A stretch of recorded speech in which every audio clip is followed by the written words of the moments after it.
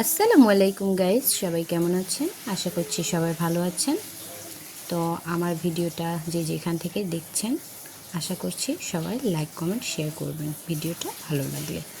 তো আমি আপনাদের সাথে আজকে চিংড়ির বালাচাও মানে কিভাবে ভর্তা করে, তো আমি সেটা আর কি দেখাবো।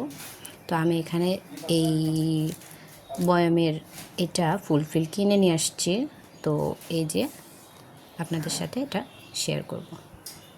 এখানে আমি কাঁচামরিচ, পেঁয়াজ আর ধনিয়া পাতা পরিমাণ মতন কেটে নিয়েছি, পরিষ্কার করে ধুয়ে সুন্দর করে ঝুরি ঝুরি করে নিয়েছি। আর এখানে লবণ পরিমাণ মতন নিয়েছি, নিয়ে এখানে বালাচাওটা এখন পরিমাণ মতন আমি ঢেলে নিচ্ছি।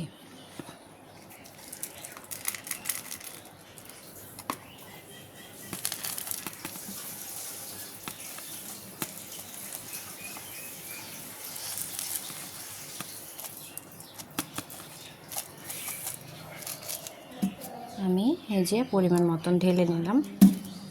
এখন আমি সুন্দর করে এটা পরিবেশনের জন্য ভর্তা করব। তো আমি আগে এই জিনিসগুলো দিয়ে সুন্দর করে মরিচ আর ধনিয়া পাতা আর পেঁয়াজটা আর লবণটা একসাথে মথে নেব, মানে ম্যাশ করে নেব, ঠিক আছে? তারপরে ভর্তা করব।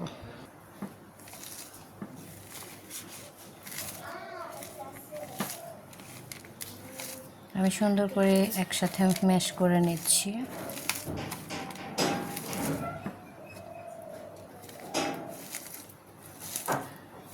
এটা যত সুন্দর করে মরিচ পেঁয়াজ আর ধনিয়াটা একসাথে ভালো করে ম্যাশ করবেন, ততটাই ভর্তাটার মজাটা বাড়বে। তো আমার নিজস্ব আইডিয়াতে এটা আমি ভর্তাটা করতেছি আর আপনাদের সাথে শেয়ার করতেছি। তো যাই হোক, কে কেমন করে এই বালাচাও ভর্তাটা খান অথবা খেয়েছেন আমার সাথে কিন্তু শেয়ার করতে পারেন, মানে কমেন্ট বক্সে আমাকে জানাতে পারেন। তো কাইন্ডলি আপনারা যে যে খেয়েছেন শেষে আমাকে কমেন্ট করে জানাবেন। আমি এখানে সরিষার তেল দিয়ে দিচ্ছি পরিমাণ মতন।